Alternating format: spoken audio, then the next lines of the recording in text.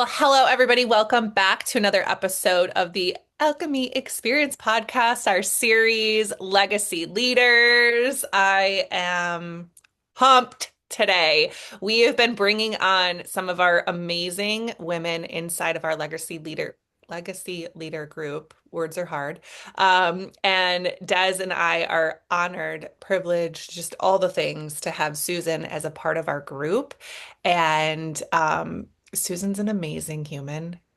Just you are into so many things. And every time I look at your pages, whether it's LinkedIn or it's Facebook or wherever you are, I'm looking and I'm like, gosh, this girl's doing another amazing thing.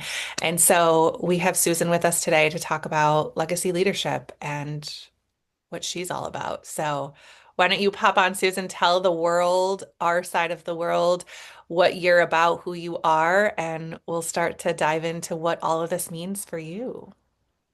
All right, well, thank you for that lovely introduction. We could be here for hours telling you all about me. I'm very paradoxical, always have been for the minute I was like born. My mom said I arrived as an old soul.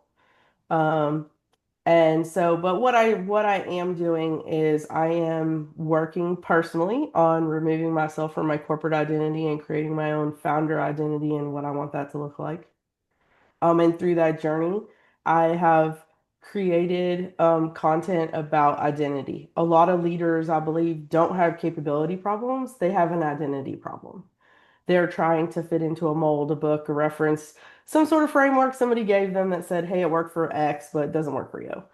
Because it's unaligned with who you are or just your personality or however it's acting, requesting you to show up. So that's kind of where I morph from it could be a conference room to, sitting on the couch crying with somebody because they just are at their max and don't know why. Um, but it's kind of like one of those situations, I believe, where people are just unaligned with who they are. And if it's too far out of whack, you got to work to like sort of overlay that and slide it back together. And as you do, there's layers there. And I've been through the journey, so they always say you should teach when you're like 10 or 15% ahead. So I am not perfect. I am not finished.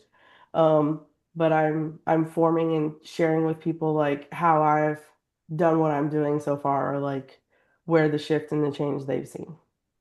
I love this so much because a couple things that you said a lot about that I love to like kind of lean into a little bit is people feel out of identity when they're not aligned. And I love that you said that. I love thinking about like my own personal journey, and I know that you've probably had some too. So I just want to ask you just a little bit about when it comes to you and when it comes to your leadership and when it comes to your frameworks and things that you're doing in the leadership world, like what does alignment look like for you? So for me, alignment looks like being the truest Susan I can be in this situation. Because a lot of people carry stories from a long time ago of be a good girl, which means sit back, be quiet. First time my parents took me out to a restaurant, right? It was you act better than you do at home and you sit there and you're quiet and you eat your food and you don't play with your utensils, right? Like be a good girl. That was the first message. And so the first time I showed up at a board table, that's what I knew, right? Mom's message and story of like, be a good girl and you'll get recognized or rewarded for that. But in the boardroom, that's not what they're expecting. They're expecting that they put me in that chair because they need my voice, they need my opinion. And if you take that good girl route, you're very misaligned. And so one of the things that I share often with people is one of the first times I realized sort of the beginning of this journey for myself with the identity piece was I was sitting in a room. I had shared something in a smaller setting meeting. And when an opportunity came up in a larger meeting with leadership presence, I didn't share, but a guy 3 seats over shared my idea and got all the woohoos, almost verbatim my idea. And I was like, left that room and was like, yep, never again is that gonna happen. One, because it was my idea. He later got found out because he didn't have I didn't share how would you execute on that idea, right? I'd only share the idea. But that was one of them, right? Is those sorts of stories that people carry of like how you're supposed to do it. And you only reference from what you know. And so that's also important of one of the reasons that I joined this group of fabulous, amazing leaders is because you got to change the table sometime to learn about the different manners, the different rules, and the people who will challenge you, but also support you, right? Because there are places where people are happy to challenge you and tear you up, but they're not there to help you and support you and say, okay, you did that hard shift. Mm. I saw you that you showed up different in this next call or this next opportunity. Um, Even though I gave you crap, so to speak, right before in the previous meeting of like you got to do it different. Mic She drop. said sometimes you got to change the table. Hmm. You got to walk out, right? You got to get up and walk out and find a different table or create your own, right? And ask people to join. And that's really what I've seen you do, Susan, is like not only are you having a seat at this table that Des and I sort of were like, come on in, right? But you've also created tables for us to come over to and get to know what you're doing. And you'll be coming into our group speaking on your method and your framework of certain things that you have put together for the group because this is what we're about, right? We're not just leading a legacy on our own. It's so much more powerful when we can lean on each other's legacy and say, like, hey, I have this method, but yours is pretty cool too. How can I learn about that? And so it's just so powerful that you've created a table for us to come sit at too. And you'll be doing that inside of our group, our exclusive group together. And these women inside of it, including Des and I, are going to learn about it and be able to take some nuggets away. So it's so powerful. So good. Find another table or create your own. I love it so much. So, I tell It made people, me think about a couple things. Like you're talking about changing the table, and when I think about like the us three specifically, in a lot of ways, especially with identity, like in our families and kind of what we've been shown and those things that you're talking about, like that's a lot of what Legacy Leaders is it's a bunch of girls coming together and just taking reins of what feels good for them and creating that life around that and then having that community support to help you get there. So I love so much that you said that. mhm. yeah, and I spent a really long time, way more than I'd like to admit, fighting to belong places. Mhm. Mm. And I am now at a place with such peace about it that I would much rather sit at the table all by my dadgum self Mhm. than sit with someone who wants me to do X in order to earn a seat at their table. Like, I'm done with that. And not Mhm. in a like hateful way, but just in a like, I don't have to prove myself anymore. It's Doesn't that feel either, so good? it does, it really does. And if I had known years ago that it did, right? And it wasn't, the other part is that's not a dramatic change, right? That's just being comfortable sitting with yourself. Period. Hmm. End of story. But you have to be willing to know yourself and peel down deeper into that. Where does that sense of belonging or lack of belonging come from, right? And for me, it comes from a childhood divorce. Like, I don't even remember my biological parents living together. Mhm. And dad not showing up for his part of the custody arrangement, and mom trying to, you know, do the best she could to be both parents until my stepdad came along, right? But then when he came along, I felt the need to fight to belong because I didn't want him to leave, right? Mhm. It was a different purpose and a different reason. And then that kind of perpetuated into my adult relationships with men as well, right? They always say unconsciously you pick your father. Well, I picked the wrong father first. Happy to say my current husband is much more like the father that I would exemplify, but the first few were, well, yeah. We'll save that for another episode. Yeah, sometimes we have to pivot, once we learn, when we it's that like knowledge is power, but it's that applied knowledge is power. Once we learn more, how do we apply that to our life now? And then we really take back our own power, which has been something, even in the short time of me knowing you, that I've seen such a transformation in who you're stepping into. It's been really, really a cool thing to watch. And I like what you said too around belonging. That's something that I talk a lot about too. I think it was Brene Brown that said there's a difference between fitting in versus belonging. And it's so true. It seems like on the surface it's the same thing, but when we're fitting in, we're trying to morph ourselves into like this, what is it? Yes. Niche. Yeah. Round hole Mm. square peg I kind just of say thing. being fluid with who you are in the sense of like, I'm just going to fill the rest of the space so I have a place to go. Yeah. Yeah. Versus like, no, I show up here fully. I don't have to morph myself. These people just let me belong. Oh, I was going to say the same exact thing when she said that. That's because I feel like individually we all do this so well, but I think collectively like you can feel the difference. Like you can feel the difference of like your energy and the like how heavy it feels or how like your gut feeling like something's a little off. But then you can also feel when it's very light and it's very genuine and it's very authentic and it's very welcoming and we love on each other and we shout each other out and we support each other and we give each other credit and it's not like a it's completely different. I think it lets everybody else relax.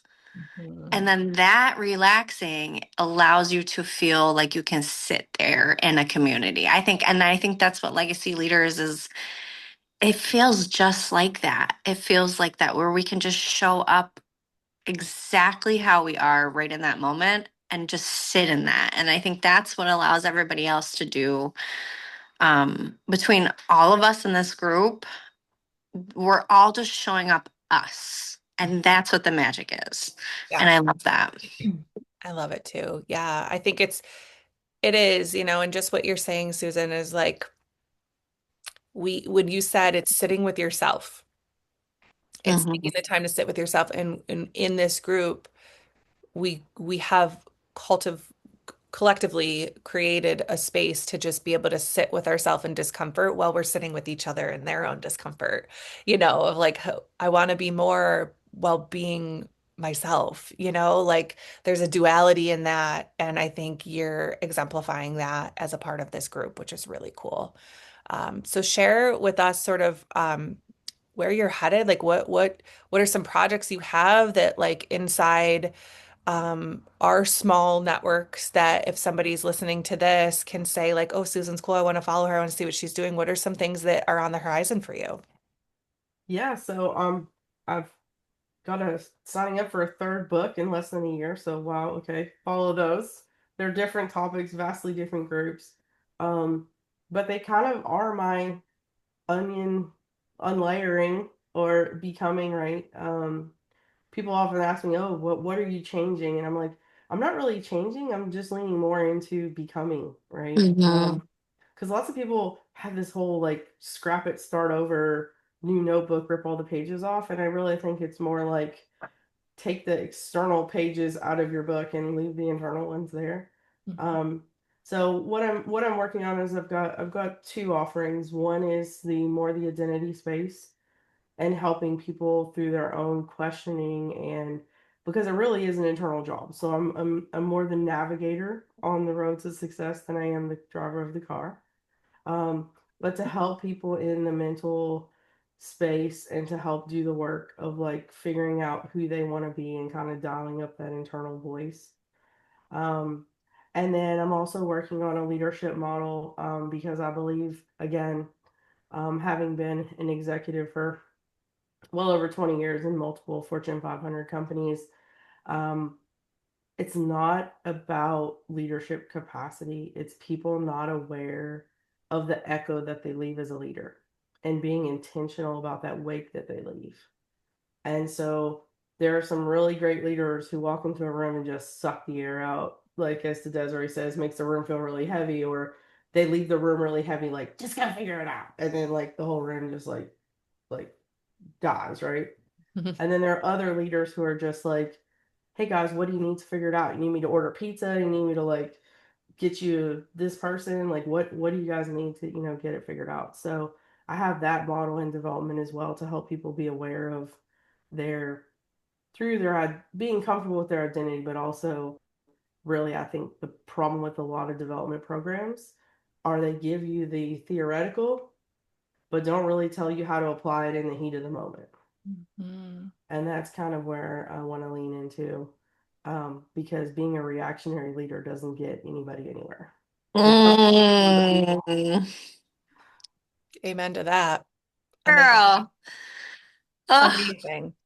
So we will so definitely true. put all of the links to get in contact with you because this is the goal, right? As legacy leaders, we want to share our networks. We want to share you, and share what you're doing. We get like a deep dive into it because you're a part of our group and we get to be a part of your life in a different way. But if people want to connect with you, where's the best way to find you, Susan? What's the best way to like tap into your world?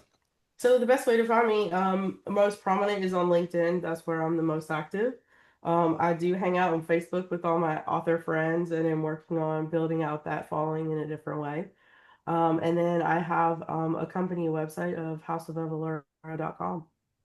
I love it. We'll put these links in so you can get in contact with Susan. And if you want to be a deeper dive into it and come into Legacy Leaders, definitely reach out to any of us, really, get some more information from Susan on why she has joined this and get dive deeper in. But reach out to Des and I about how to join, and have conversation with us because we want the right people in the room with us that feel like they belong, that we feel like we belong to them. Um, yeah, and Susan, like what if you could like give a little snippet of what this group has been for you, like why what your takeaway is from being a part of Legacy Leadership. Yeah, so there's a couple of things. The first thing is the just a different table, different perspective, female founders doing their thing. But the other part of it is also, a great test audience, right? The reality is finding people to look at your content that really will invest their time like, oh yeah, it's great. No, but like really be like, I don't understand what that means, or like, I kind of get where you're going, but like, I don't know why you had me do that. Or, so I also think that that's a great place to be able to, beta test your materials and practice things and say, hey, ladies, does this work for you? And people are like, no, don't do it that way, do it this way, right? So it's also that where you can mastermind some of your ideas and be like, yeah, that works, or yeah, it might work, but I don't think it's gonna work. I love that. That is that's really good feedback, I think. And I haven't, I mean, of course, consciously I've probably considered this, but like I think it just, I don't know if that hit something for you, Des, but it did for me that like, oh, we're such like a beta group. Like this is where you can feel like you belong and let the guard down and share what you got going and feel safe. Yeah, safe enough to do so. Yeah. Right. Yeah. Yeah, because not right, and not every group is a place where you would feel safe enough to do that Yeah. or trust the people that would have your best intentions in that versus like the competitive or the mean girl or like whatever those things. But yeah, no, it's true. I mean, it's exactly point on. And I'm actually, I can't wait for her to do this in April because she's the next one. So she is able to come in now from this and go into the group and then now put her stuff out. And all of us together are going to go through it and we're going to give her honest feedback. And it's exactly what she just said. That is such a beautiful part of this community. I love it. Thank you for sharing. Thank you for being a part of it. How we want to leave this is if there's a nugget of a word, a phrase, one little thing that you want the peeps that are listening today, to know, what would you want to leave them? Just remember who you are before the world told you who to be. Mm. Mm, it's so good. I Mic drop. love So good. that. So good. Thank you, Susan, for sharing a little bit about who you are and what you do. There are definitely people in our world that are looking for leaders that are in the corporate space that have done this high level. Like when you're like multiple Fortune 500 companies, I'm like, can we just stop there?